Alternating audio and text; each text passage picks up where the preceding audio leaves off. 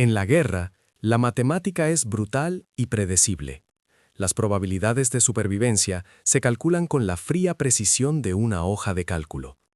Por eso, cuando un bombardero solitario de la RAF regresaba a su base en el otoño de 1940 con más agujeros que fuselaje, la lógica dictaba que era un milagro. Pero cuando el informe de combate reveló que su artillero de cola había derribado 3 cazas Messerschmitt en una sola salida, la palabra milagro se volvió insuficiente. Aquello no era un acto de Dios, era una anomalía estadística, una ruptura violenta con la realidad. Las ametralladoras de los bombarderos británicos eran notoriamente imprecisas y propensas a fallos. Que un solo artillero, en una sola noche, lograra lo que un escuadrón entero a duras penas conseguía, no era una proeza, era una contradicción que amenazaba con desvelar un fallo fundamental en la propia maquinaria de guerra. Esta historia no trata sobre la valentía de un hombre frente al enemigo, sino sobre la audacia de un hombre frente a su propio sistema. Es la crónica de cómo un pequeño ajuste mecánico, una modificación tan minúscula que resultaba invisible para la jerarquía militar, alteró el equilibrio de poder en los cielos nocturnos de Europa.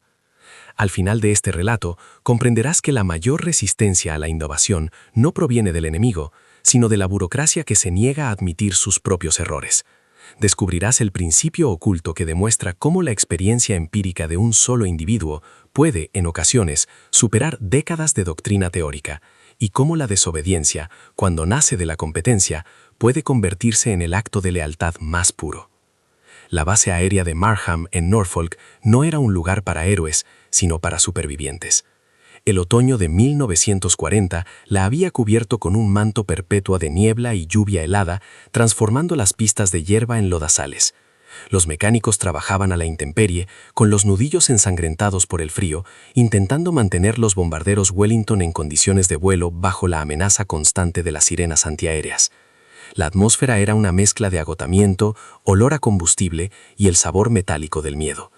Cada amanecer traía consigo el recuento de las tripulaciones que no habían regresado, un ritual sombrío que reforzaba una verdad tácita. El sistema exigía sacrificios, y los hombres eran solo una pieza más, tan reemplazable como un neumático o una bujía. Dentro de este sistema, el sargento George Davis era una pieza defectuosa. No era un piloto ni un oficial condecorado, sino un armero, un suboficial cuyo dominio eran los talleres fríos y ruidosos. Mientras otros celebraban la hazaña imposible del artillero, Davis desmontaba con precisión quirúrgica las ametralladoras de un bombardero dañado. Sus manos, cubiertas de grasa y cicatrices, se movían con una familiaridad íntima sobre el metal. Era un hombre silencioso, observador, cuya frustración crecía con cada pieza que no encajaba según la lógica, sino según el manual. Veía las microfisuras, las tolerancias incorrectas y la fatiga del metal que los inspectores oficiales, con sus protocolos estandarizados, eran incapaces de detectar. Su habilidad no era un don, sino una carga que lo aislaba. La fuerza que se oponía a Davis no llevaba uniforme alemán. Era la propia estructura de la Royal Air Force, una maquinaria burocrática inmensa y ciega. Su poder residía en los manuales técnicos, en los protocolos de mantenimiento centralizados redactados por ingenieros en Londres que jamás habían sentido la vibración de un fuselaje bajo fuego enemigo. En las reuniones informativas, cualquier queja de los artilleros sobre la imprecisión de las armas era sistemáticamente desestimada por oficiales como el teniente Shaw, un hombre que confiaba más en las especificaciones de fábrica que en los testimonios de los hombres que volvían del infierno. Para el sistema, un arma calibrada según el manual era un arma perfecta. Si fallaba, la culpa era del operador, nunca de la doctrina.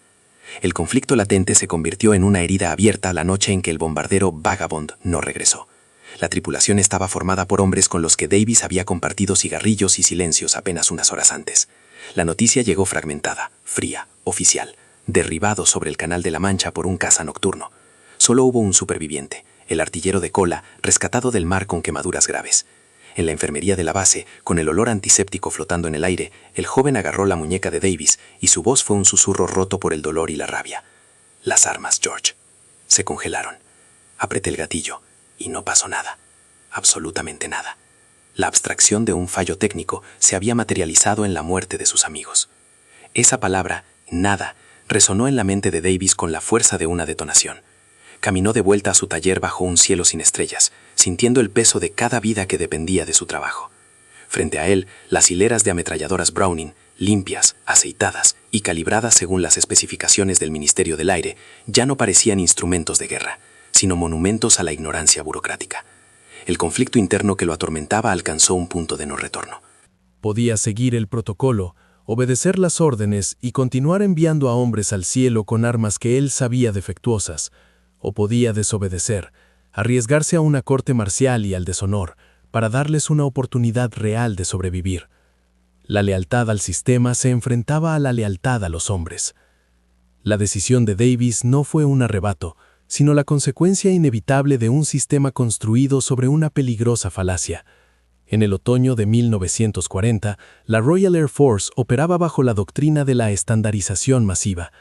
La victoria, según los estrategas de Whitehall, no dependía de la excelencia individual, sino de la producción en masa y la intercambiabilidad.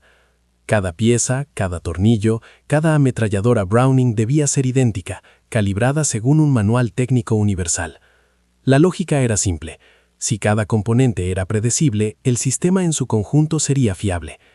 La iniciativa personal era un virus en esta maquinaria perfecta, una variable incontrolable que amenazaba con introducir el caos en una guerra que pretendían ganar con la precisión de una línea de montaje.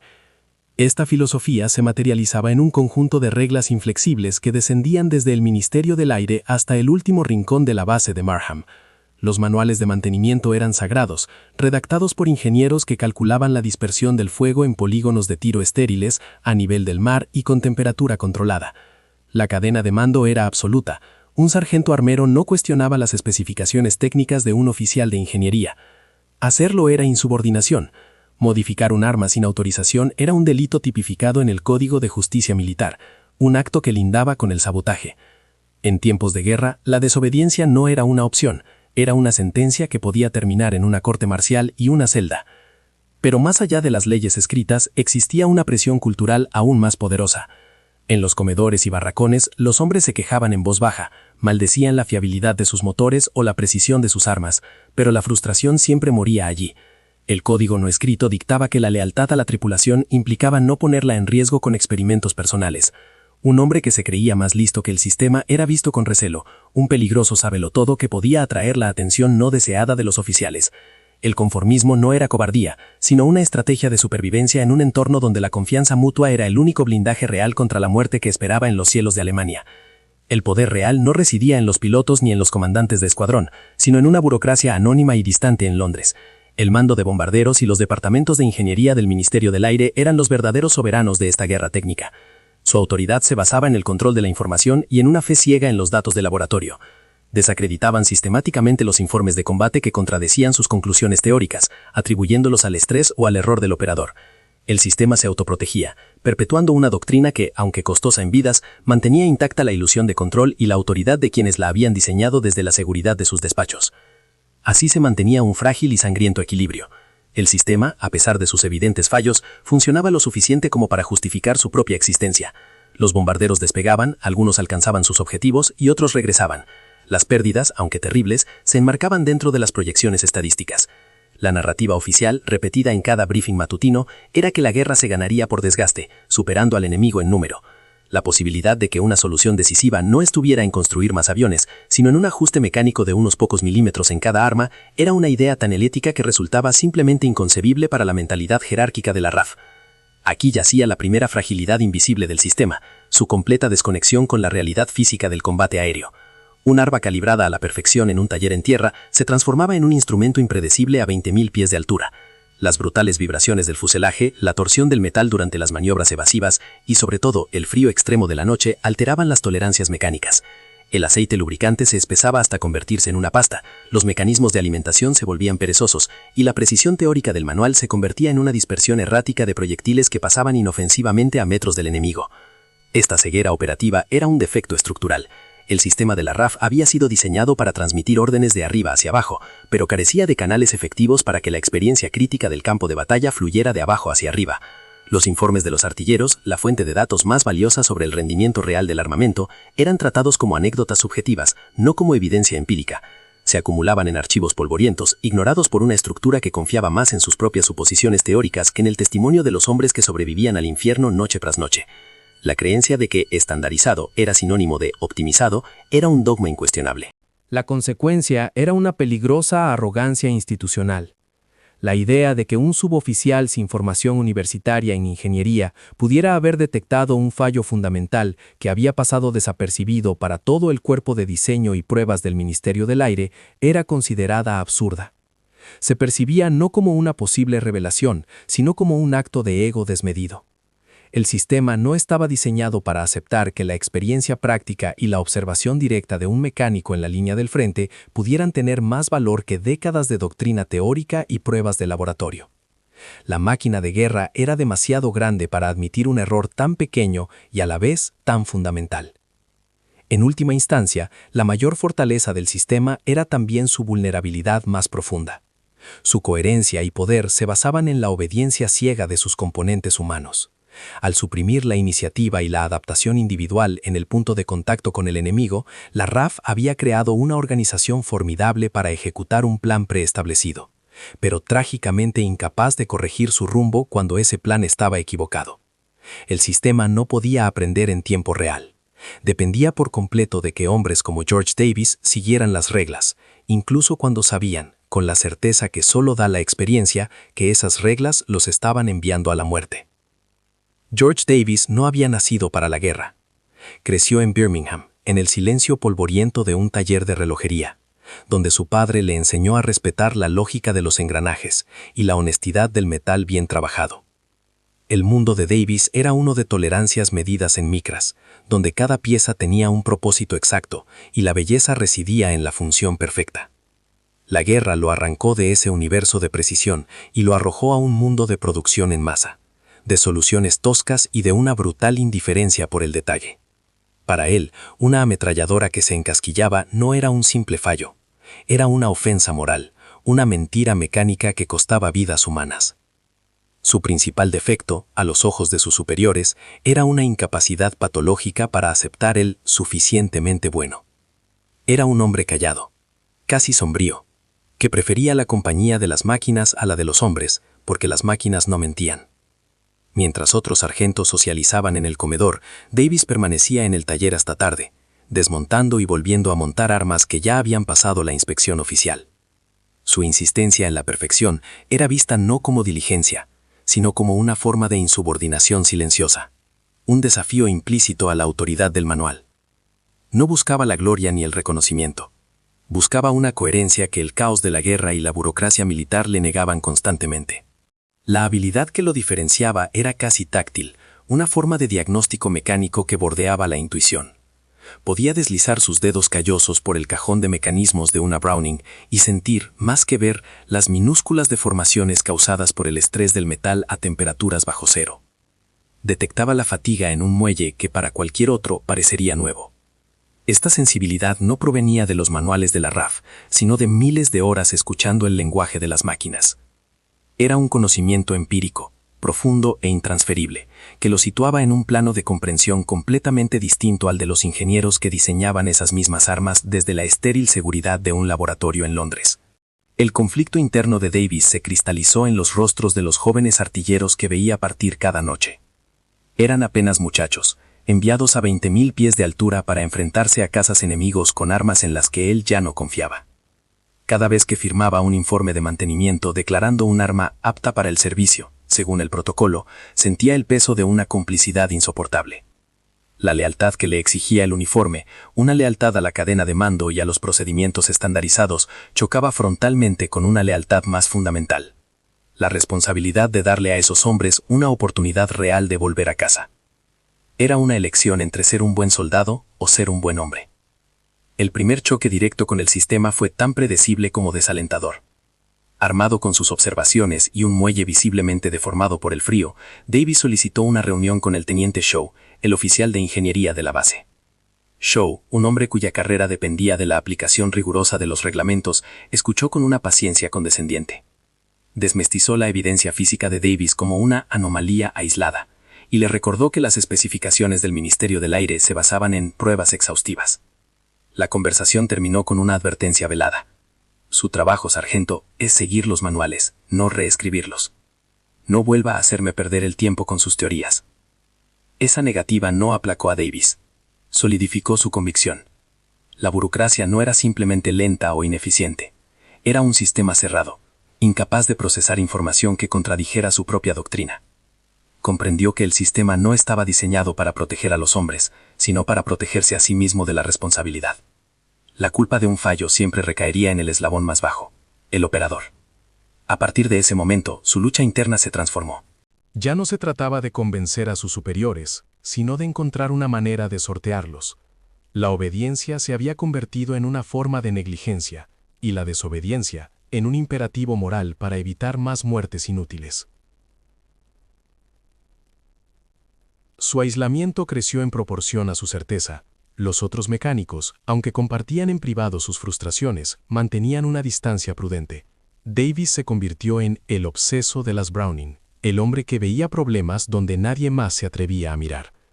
Le advertían en voz baja que dejara el asunto en paz. No puedes ganar esta batalla, George. Vas a acabar en un calabozo y nada habrá cambiado.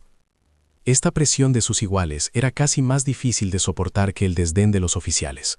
Lo obligaba a reconocer que su camino no solo era peligroso por la amenaza de una corte marcial, sino también profundamente solitario, un acto de rebeldía en un entorno donde la supervivencia dependía del conformismo. El punto de inflexión llegó en una noche de niebla helada, cuando el bombardero Harbinger regresó a la base con la torreta de cola destrozada y el artillero herido. El joven, temblando de frío y adrenalina, le contó a Davis la misma historia. Apuntó, apretó los gatillos y solo obtuvo un chasquido metálico y silencioso, mientras las balas trazadoras del Messerschmitt acribillaban su compartimento. Ver el terror y la impotencia en los ojos de aquel muchacho, sabiendo que el fallo no era mala suerte, sino un defecto predecible, borró cualquier duda que pudiera quedarle. La maquinaria de la guerra seguiría enviando hombres al matadero con armas defectuosas. Si el sistema no iba a actuar, él lo haría. Aquella noche, en la soledad helada de su taller, la decisión de George Davis se forjó en silencio. El eco de la voz rota del artillero del Harbinger era una sentencia de muerte para el protocolo. Frente a él, una ametralladora Browning, desmontada sobre su banco de trabajo, representaba la mentira institucional que él había estado manteniendo. Cada pieza, pulida y aceitada según el manual, era un eslabón en una cadena de negligencia que terminaba en el fondo del Canal de la Mancha. Ya no había debate interno. La obediencia se había convertido en una forma de asesinato pasivo. Con una calma que lo sorprendió a sí mismo, Davis tomó una determinación irrevocable. Si el sistema no protegía a sus hombres, él sabotearía el sistema para salvarlos. Su rebelión comenzó sin estruendo, con el meticuloso movimiento de sus manos. Eligió las ametralladoras del bombardeo Retribution, cuya misión estaba programada para la noche siguiente. Desechó el lubricante estándar, una grasa espesa que se convertía en pegamento a 20.000 pies de altura, y lo sustituyó por una fina capa de grafito en polvo, un compuesto seco que el frío no podía afectar. Luego, con una herramienta que él mismo había fabricado, ajustó la tensión del muelle recuperador, una modificación de apenas 1 milímetro, imperceptible para cualquier inspector, pero crucial para asegurar que el ciclo de disparo no se volviera perezoso en el aire enrarecido. No estaba reparando un arma, estaba reescribiendo en acero las leyes que sus superiores se negaban a cuestionar. El siguiente paso fue el más peligroso, la falsificación. Tomó el registro de mantenimiento del Retribution y con pulso firme firmó en la casilla correspondiente. Su firma certificaba que las armas habían sido inspeccionadas y calibradas de acuerdo con el manual AM-11B del Ministerio del Aire. Era una mentira directa, un acto de insubordinación que, de ser descubierto, lo llevaría a una corte marcial sin la menor duda. Mientras el olor a tinta fresca se mezclaba con el de aceite y metal en el taller, Davis sintió el peso de su engaño. Estaba traicionando su juramento como suboficial para poder ser fiel a su conciencia como hombre. El papel que acababa de firmar era tanto una sentencia de muerte potencial como un manifiesto. La validación, aunque anónima, fue suficiente. Davis supo que no podía detenerse. Una sola noche, un solo éxito, podía ser descartado como una casualidad. Para demostrar su teoría, necesitaba un patrón, una acumulación de datos irrefutables que el sistema no pudiera ignorar. Así comenzó su operación clandestina. Noche tras noche, se quedaba en el taller mucho después de que los demás se hubieran ido, modificando sistemáticamente las ametralladoras de un bombardero tras otro. Se convirtió en una sombra, movido por una obsesión silenciosa. Su trabajo se volvió un ritual secreto, una guerra personal librada con galgas de fabricación casera y grafito en polvo contra la inercia mortal de la burocracia. El riesgo de ser descubierto se multiplicaba con cada avión que manipulaba. En las semanas siguientes, algo cambió en los cielos de Europa. Los bombarderos del Escuadrón 101, con base en Marham, empezaron a forjarse una reputación temible. Las tripulaciones regresaban con historias de combates defensivos exitosos, de cazas enemigos que caían en llamas tras ráfagas precisas de sus artilleros. Las tasas de supervivencia del escuadrón aumentaron un 15%, una mejora estadística tan drástica que resultaba imposible de ocultar. Lo que para Davis era la prueba de su éxito, para el mando de bombarderos era un enigma desconcertante. La anomalía se había convertido en una tendencia, y las tendencias, a diferencia de los milagros, exigen una explicación lógica. La atención no deseada de los altos mandos empezó a centrarse en la base de Marham. La explicación fue encargada al teniente Shaw, el oficial de ingeniería, un hombre que veneraba el orden y los manuales por encima de todo, recibió la orden de investigar el fenómeno Marham. Shaw no creía en la suerte. Su mente, entrenada para ver el mundo a través de la lógica de los reglamentos, solo podía concebir dos posibilidades. O las tripulaciones estaban mintiendo, o alguien estaba violando el protocolo. Descartando la primera por improbable, centró su atención en la segunda. Inició una serie de inspecciones sorpresa en los hangares y talleres, revisando los registros de mantenimiento con una minuciosidad paranoica, buscando cualquier desviación, cualquier firma fuera de lugar. La caza había comenzado, y Shaw era un depredador paciente y metódico. La red se cerró una tarde lluviosa. Shaw entró en el taller de armamento sin previo aviso, encontrando a Davis con las manos cubiertas de polvo de grafito, trabajando en las Brownings del Excalibur. Por un instante, el corazón de Davis se detuvo. Con un movimiento rápido y disimulado, barrió sus herramientas no reglamentarias bajo un trapo grasiento, mientras se giraba para saludar al oficial. Shaw recorrió el taller con la mirada, sus ojos deteniéndose en las armas desmontadas. Hizo varias preguntas técnicas, examinó el libro de registro y observó las manos de Davis. No encontró nada tangiblemente incorrecto, pero la tensión en el aire era palpable. Shaw se fue en silencio, pero Davis supo que no lo había convencido. Solo había ganado un poco de tiempo. El éxito de su escuadrón tuvo una consecuencia terrible e imprevista.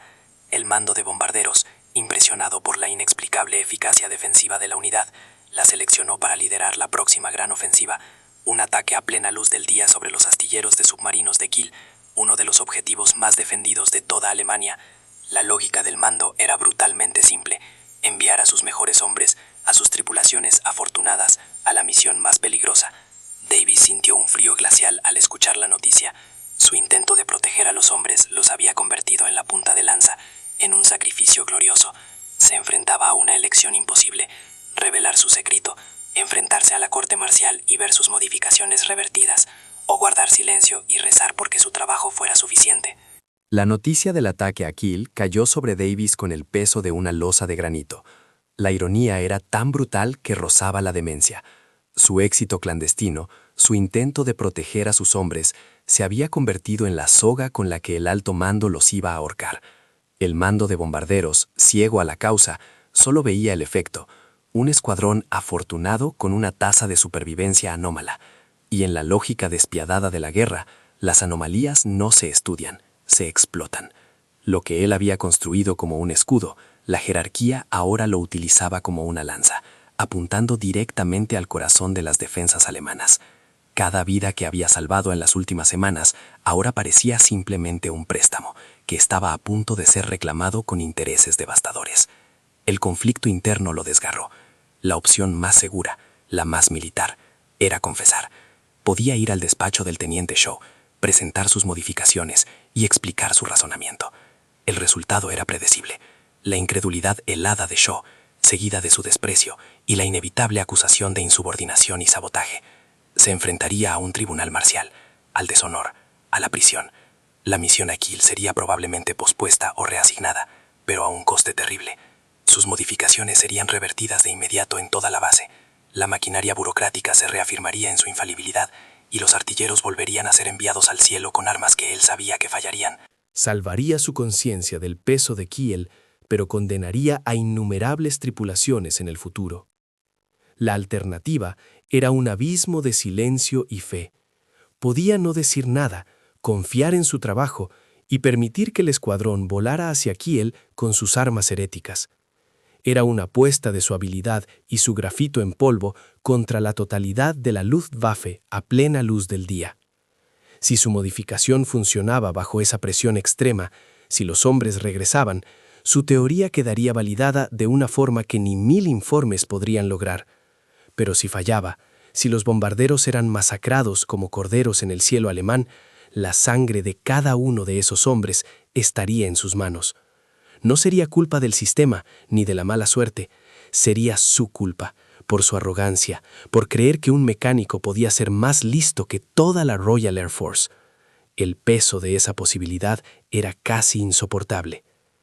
El taller se convirtió en su celda, un espacio donde libraba una batalla silenciosa que decidiría el destino de decenas de hombres. Por un lado, estaba el sargento George Davis, un número de servicio obligado a obedecer, un engranaje en una máquina inmensa cuya única función era seguir las órdenes. La desobediencia era la máxima traición a ese juramento.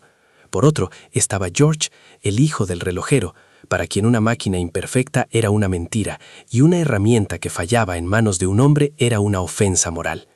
El sistema le pedía lealtad a sus protocolos, su conciencia le exigía lealtad a los hombres, cuyos rostros veía cada mañana, jóvenes y asustados, confiando ciegamente en el equipo que él preparaba.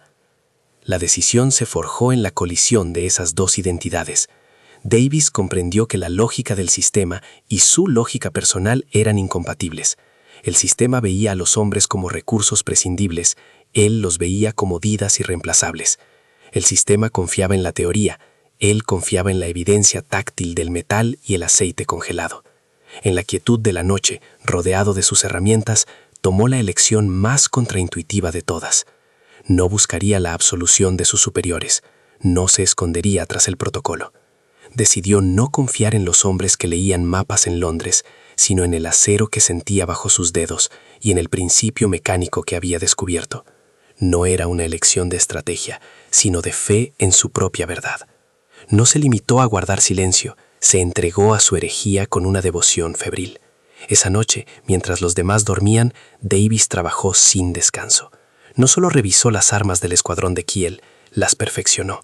Desmontó cada ametralladora, pulió cada mecanismo de alimentación, aplicó su mezcla de grafito con la precisión de un cirujano y ajustó la tensión de cada muelle con sus galgas caseras.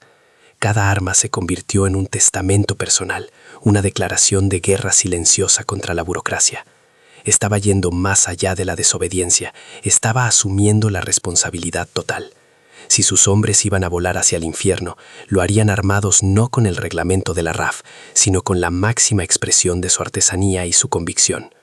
El amanecer de la misión sobre Kiel no trajo alivio, solo una claridad aterradora. Davis observó a las tripulaciones caminar hacia sus bombarderos, sus siluetas recortadas contra un cielo gris pálido. El sargento Miller, el artillero del Retribution, le dio una palmada en el hombro al pasar. «Gracias a tus armas, George, hoy les daremos una lección». El joven no sabía la verdad, solo sentía una confianza que el propio Davis había creado. En ese momento, cualquier posibilidad de dar marcha atrás se desvaneció. Su destino estaba ahora inextricablemente unido al de aquellos hombres. El rugido de los motores Merlin al cobrar vida no era solo el sonido de la guerra, era el veredicto sobre su alma, un juicio que ya no podía aplazar. El cielo sobre el mar del norte era de un azul cruelmente claro, un lienzo perfecto para una masacre.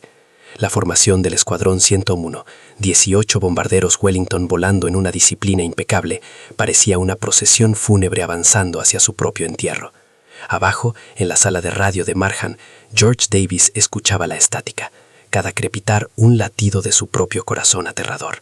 Había apostado la vida de más de 100 hombres a una modificación de 1 milímetro y a un puñado de grafito en polvo. El sol de mediodía brillaba sobre las alas de los bombarderos, convirtiéndolos en blancos lentos y plateados, una invitación abierta a la Luftwaffe. La lógica de la guerra era inequívoca. En esas condiciones, ninguno de ellos debía regresar. La espera era una forma de tortura que superaba cualquier castigo físico. La emboscada se materializó como un enjambre de avispas furiosas surgiendo del sol. Decenas de cazas Messerschmitt Bf-109, sus morros amarillos un presagio de muerte, cayeron sobre la formación con una velocidad y una violencia abrumadoras. Las primeras trazadoras alemanas rasgaron el aire encontrando metal. El bombardero de cabeza, Invictus, recibió un impacto directo en el motor de estribor, que estalló en una bola de fuego anaranjado y humo negro. Empezó a caer, desprendiéndose de la formación como una hoja quemada. El caos se apoderó del cielo. Para los pilotos alemanes era el comienzo de una cacería familiar, la aniquilación predecible de un enemigo torpe y mal defendido. El sistema, con su lógica de probabilidades, estaba a punto de cobrarse su sangriento tributo. Pero entonces la lógica se rompió. Un Bf-109 se colocó en la cola del Retribution, su piloto preparándose para el golpe de gracia. Dentro de la torreta, el sargento Miller apretó los gatillos, esperando el familiar atasco o el traqueteo perezoso. En su lugar, las 4 ametralladoras Browning escupieron fuego con un rugido furioso y sostenido. La corriente de proyectiles no fue una dispersión errática, sino un chorro concentrado y letal de metal incandescente que destrozó la cabina del caza alemán. El Messerschmitt se desintegró en el aire, una explosión silenciosa a 20.000 pies de altura. No fue un disparo de suerte, fue una ejecución mecánica, una respuesta precisa y brutal que no debería haber sido posible. En ese instante, la herejía de Davis se convirtió en una nueva y terrible verdad. El milagro se replicó a lo largo de toda la formación. En el Vindicator, el artillero de cola vio cómo su ráfaga arrancaba el ala de un Focke-Wulf F-190, enviándolo a una espiral mortal. Desde el Harbinger, el fuego concentrado de la torreta dorsal partió en dos a un Bf-110, que intentaba un ataque desde arriba. Los pilotos de la Luftwaffe, acostumbrados a la impunidad, se encontraron con un muro de fuego defensivo de una densidad y precisión que nunca habían enfrentado. Su confianza se evaporó, reemplazada por la confusión y el pánico. Las tácticas que les habían garantizado la victoria durante meses ahora los estaban llevando directamente a la muerte. El cielo, que debía ser su coto de caza, se había convertido en una trampa mortal tendida por sus presas. La victoria, sin embargo, exigía un precio. A pesar de la eficacia de las armas, la superioridad numérica alemana era aplastante. El Excalibur, atrapado en el fuego cruzado de 3 cazas, sufrió daños catastróficos. Con el fuselaje en llamas y un motor destruido, el piloto dio la orden de abandonar la nave. 7 paracaídas blancos florecieron contra el cielo azul, testimonios silenciosos de que la modificación de Davis era un escudo, no una armadura invencible. Podía darles a los hombres una oportunidad de luchar, pero no podía derogar las leyes de la física ni la brutalidad de la guerra. Davis, escuchando los informes fragmentados por la radio, sintió tanto el alivio por los supervivientes como el dolor agudo por el avión perdido, una marca indeleble de que cada decisión tiene un coste. El asalto alemán se desmoronó. Las pérdidas que estaban sufriendo eran insostenibles, una hemorragia de pilotos y máquinas que ningún mando podía justificar. El comandante del grupo de caza alemán, con la voz tensa por la incredulidad y la rabia, ordenó la retirada por radio. Los cazas restantes rompieron el contacto y desaparecieron, dejando tras de sí un cielo sembrado de estelas de humo y restos metálicos. Por primera vez en la historia de la guerra aérea, una formación de bombarderos sin escolta había repelido un ataque a gran escala de la Luftwaffe en pleno día, no con maniobras ni con suerte, sino con la pura ferocidad de su propio fuego defensivo. El dogma de la vulnerabilidad del bombardero, una de las piedras angulares de la estrategia aérea, había sido pulverizado. Los bombarderos supervivientes del Escuadrón 101, manitrechos pero desafiantes, prosiguieron hacia Kiel. El silencio que siguió a la batalla fue más ensordecedor que el propio combate. Las tripulaciones, cubiertas de sudor y temblando de adrenalina, miraban a través de sus ventanillas el vacío que habían dejado sus compañeros caídos. Sobre los astilleros, liberaron su carga de bombas con una precisión sombría, cumpliendo una misión que, según toda lógica, nunca deberían haber completado. El viaje de regreso fue un largo y tenso vuelo sobre el mar, un purgatorio de reflexión silenciosa. No sabían cómo, pero entendían que habían sido parte de algo que cambiaría la guerra. Habían entrado en el infierno y, contra todo pronóstico, habían regresado. Mientras la base de Markham celebraba la increíble noticia del éxito de la misión, el teniente Shaw, movido por una sospecha que ahora rozaba la certeza, actuó. Con una orden de inspección general, registró el taller de armamento. No tardó en encontrar la prueba irrefutable de la insubordinación, las galgas de fabricación casera, las latas de grafito en polvo y los registros de mantenimiento meticulosamente falsificados. La anomalía tenía un nombre. Justo cuando las ruedas del Retribution tocaban tierra, 2 policías militares, con sus brazaletes rojos y sus rostros impasibles, entraron en el taller de Davis.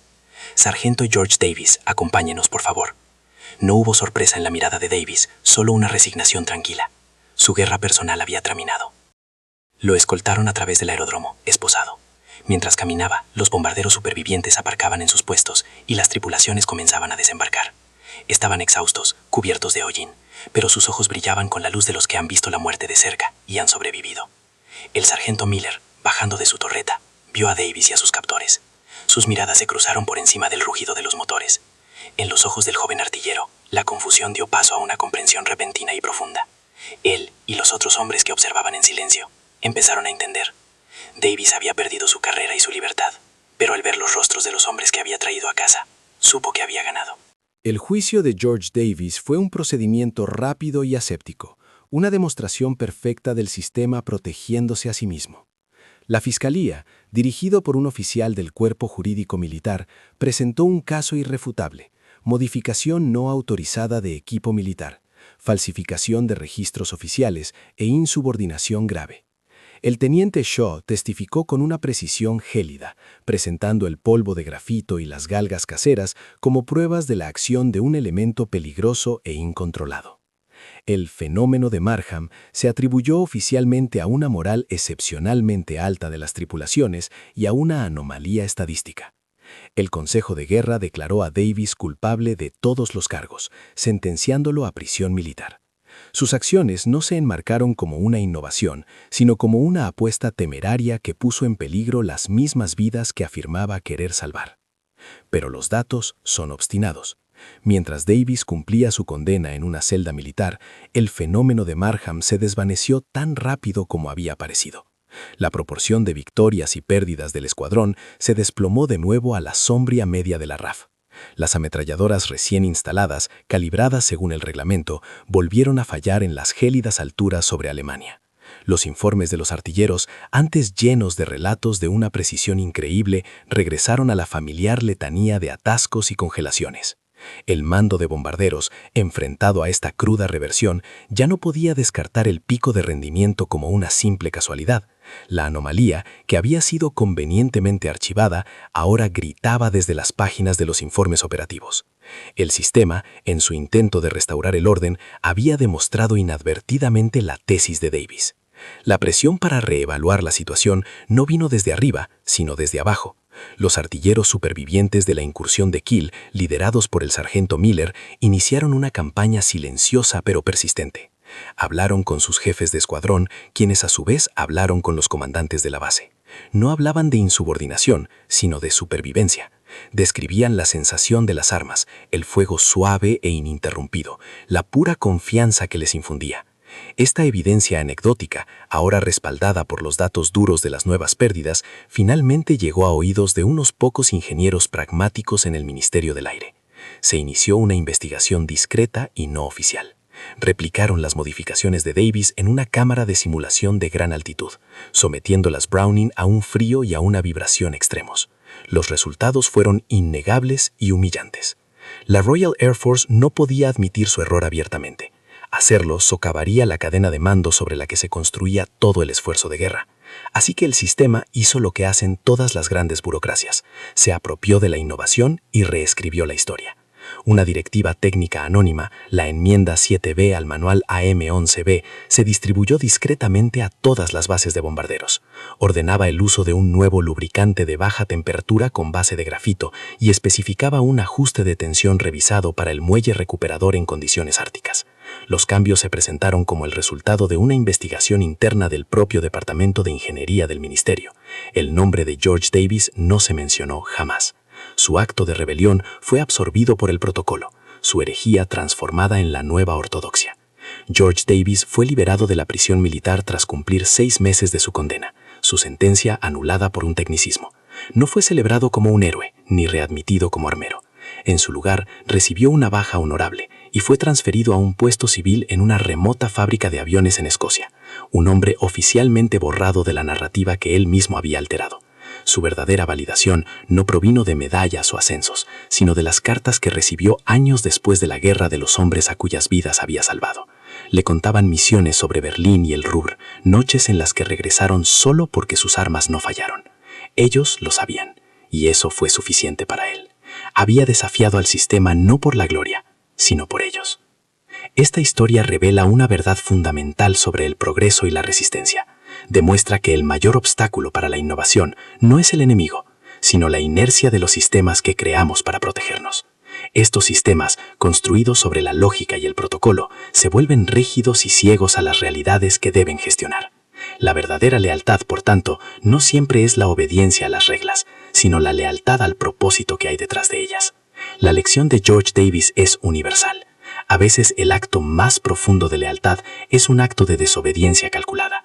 Es el coraje de confiar en la evidencia empírica por encima de la doctrina establecida y de reconocer que un sistema incapaz de aprender de sus eslabones más bajos está destinado a fracasar.